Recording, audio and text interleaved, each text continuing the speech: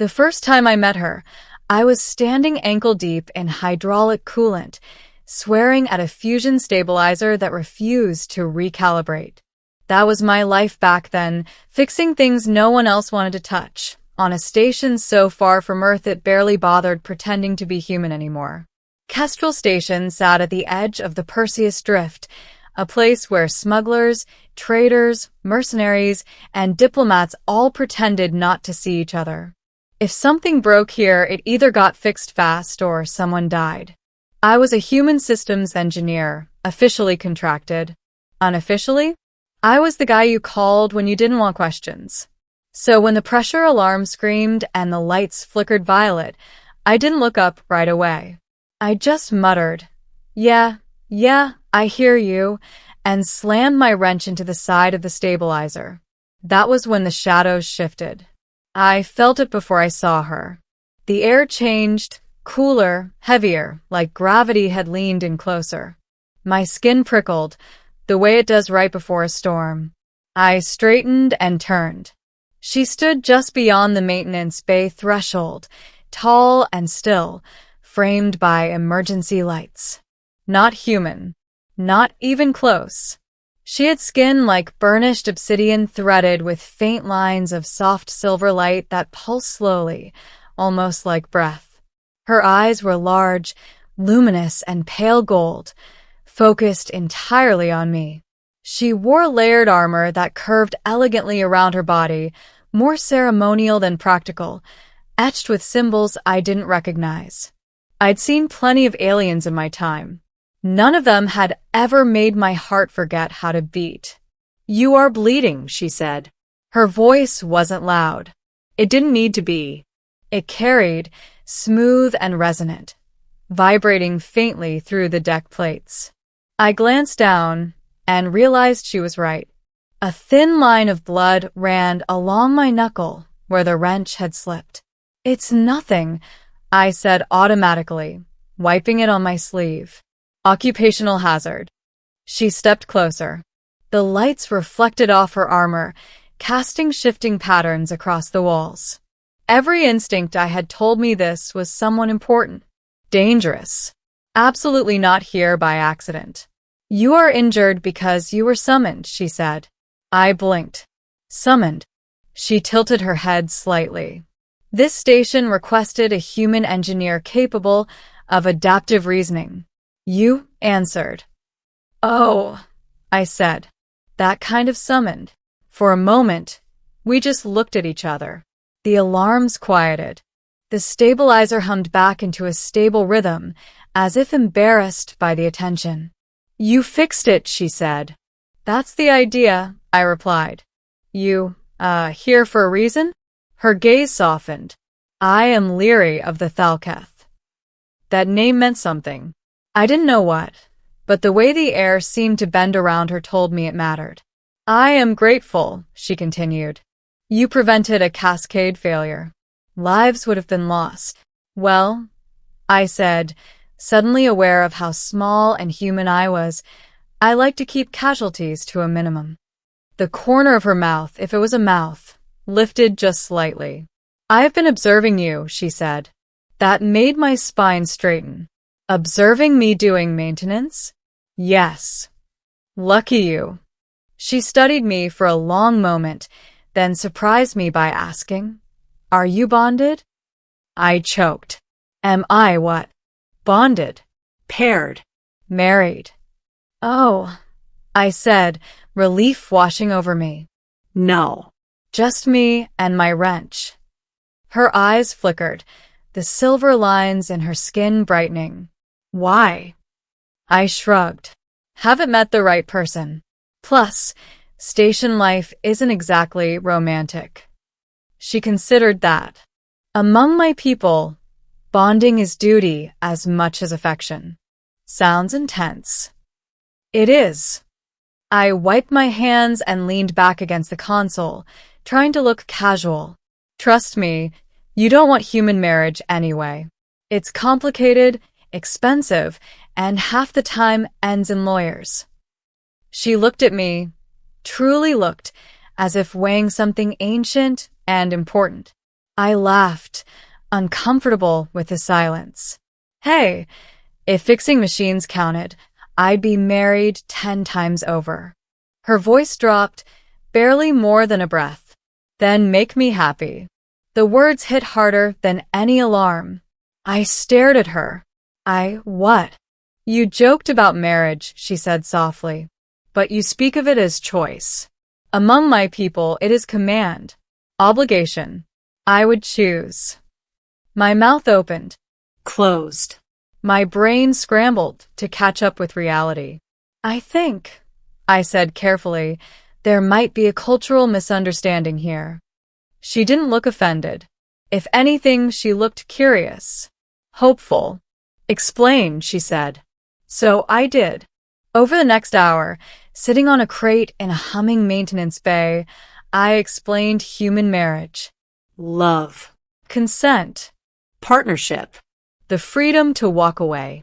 The idea that happiness mattered more than tradition. She listened without interrupting, eyes never leaving mine. When a Thalketh bonds, she said slowly, it is for stability, for alliance. I was promised to another long before I understood the word. My chest tightened. Promised? Yes. To a warrior lord. Powerful. Suitable. But not someone you chose. She shook her head. Choice was not offered. Silence settled between us, heavy and intimate. You could say no, I said, though I wasn't sure how true that was. Her gaze sharpened. No would mean exile, dishonor, severance from my people. That's not much of a choice. No, she agreed. It is not. I swallowed. So why me? She hesitated, then placed one elegant hand against her chest. Because when I watched you work, she said, you spoke to broken things as if they mattered. You joked when you were afraid. You chose to help when you could have walked away. I laughed weakly. Those are incredibly low standards. They are rare among my kind. Something shifted inside me then. A sense that this moment mattered more than it had any right to. I can't just marry you, I said gently. That's not how it works. I know, she replied, but I can ask you to teach me. Teach you what? How humans choose happiness. So I stayed. What started as conversations turned into shared meals, hers carefully adapted to human tolerances. Walks through the station's observation ring. Quiet laughter over stories of our worlds. I learned that Leary was not just a noble. She was next in line to command a major Thalketh fleet. Bound by duty so tight it left bruises on her soul. She learned that humans were fragile, contradictory, and stubbornly hopeful. The warrior lord arrived 3 weeks later. He was everything she had said, tall, armored, radiating authority. He looked at me like I was an insect that had wandered into sacred space. This human is irrelevant, he said. Leary stepped forward. He is not. The challenge echoed through the hall. What followed wasn't a duel of weapons, but of law. Of tradition versus interpretation.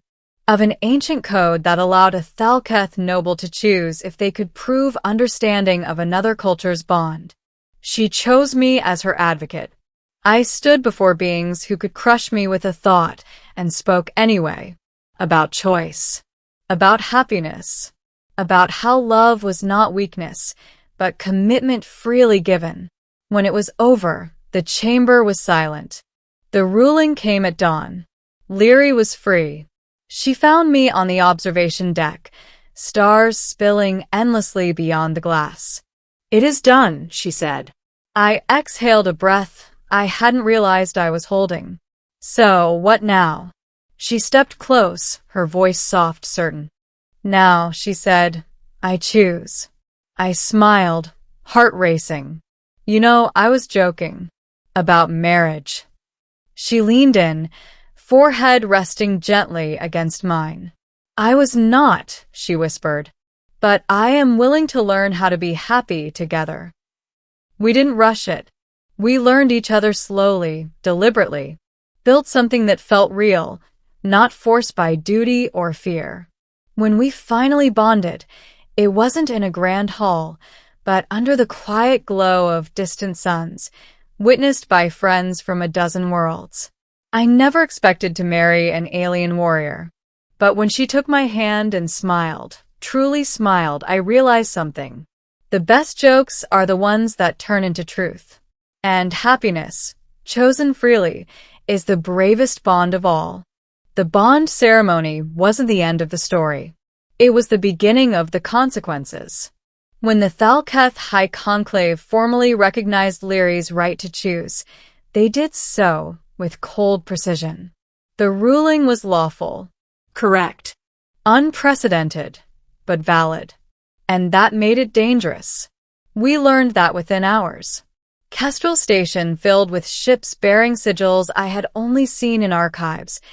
Ancient houses, rival factions, observers who smiled too politely and asked too many questions. To them, Lyri wasn't a woman who had chosen happiness. She was a variable, and I was the fault in the equation. You should leave, I told her one night as we stood in our shared quarters, the hum of the station a familiar comfort. I don't want to be the reason your people turn on you. She turned to me, eyes steady, unflinching. You are not the reason, she said. You are the proof. Proof of what? That another way exists. It was the kind of thing that sounded noble right up until armed envoys began arriving without warning. The first attempt came quietly. A Thalketh delegation requested a private audience with me, without Lyri present. That alone set every alarm in my head ringing. I refused. The second attempt was louder. A challenge was issued, invoking an obscure clause that allowed a bonded partner to be tested for fitness. The implication was clear. If I failed, the bond could be annulled. I looked at the document in disbelief. They want to test me how? Lyri's jaw tightened. Survival. Endurance. Psychological resolve. In other words, I said, they want me to break. Yes. I laughed, sharp and humorless. They should have tried station maintenance. The trial took place on a Thalketh world, towering black spires beneath a copper sky. I was stripped of tech, weapons, even my translator implant. They wanted me human. Exposed. The tests were brutal. Isolation chambers calibrated to induce fear. Moral dilemmas designed to force betrayal. Simulations that replayed my worst failures over and over until sleep became impossible. But every time they asked why I endured, why I refused to submit, I gave them the same answer. Because she chose me. Not because of duty. Not because of law. Because she wanted to. That concept unsettled them more than anything else. When the trial ended, I collapsed at Lyri's feet, exhausted and shaking. She knelt beside me, ignoring protocol, ignoring the watching nobles, and held my face in her hands. You did not have to suffer for me, she whispered. I know, I rasped. I chose to. That was the moment the room changed. The elders saw it then, not dominance, not obligation, but reciprocity. Something their culture had never truly allowed. The verdict came swiftly. I was deemed fit. More than that, our bond was declared legitimate beyond challenge. The backlash was immediate. Several houses withdrew support from Lyri's claim. Others threatened secession. The fleet she was meant to command fractured under political pressure. And Lyri made another choice. She stepped away, not from her people, but from the throne. I will not rule through resentment, she told the conclave. Nor will I sacrifice what I have chosen to preserve what was imposed. Instead, she proposed something radical. A joint diplomatic corps. Thalketh and non-Thalketh representatives working together, not as rulers, but as mediators. A bridge. They laughed at first. Then other species listened. Humans listened. The project grew. We left Kestrel Station 2 months later aboard a ship refitted for exploration and negotiation rather than war. It wasn't grand. It wasn't powerful. It was enough. Life with Leary was quieter than I'd expected. She learned to love small things, morning routines, shared silence, the way humans celebrated pointless holidays just because they could. I learned the weight of legacy, of carrying a people's expectations even after you've stepped aside. Sometimes, late at night, she would ask me if I regretted it. I joked about marriage. I'd remind her, "You're the one who took me seriously." She'd smile, that soft, genuine smile she only wore when she was truly at peace. Happiness, she'd say, is taking a risk and discovering it was worth it. Years later, long after the controversy faded into history, we returned to Kestrel Station. Older, wiser, still choosing each other every day. We stood once more in the observation ring, stars stretched endlessly before us. "Do you ever think about that moment?" she asked. "When you joked?" "All the time," I said. "I think about how close I came to laughing it off." She leaned against me, her hand warm in mine. "And yet you stayed." "Yeah," I said softly. "I stayed." I hadn't expected death when an alien woman entered my life. I hadn't expected love either. But sometimes the universe doesn't knock with danger. Sometimes it whispers a choice.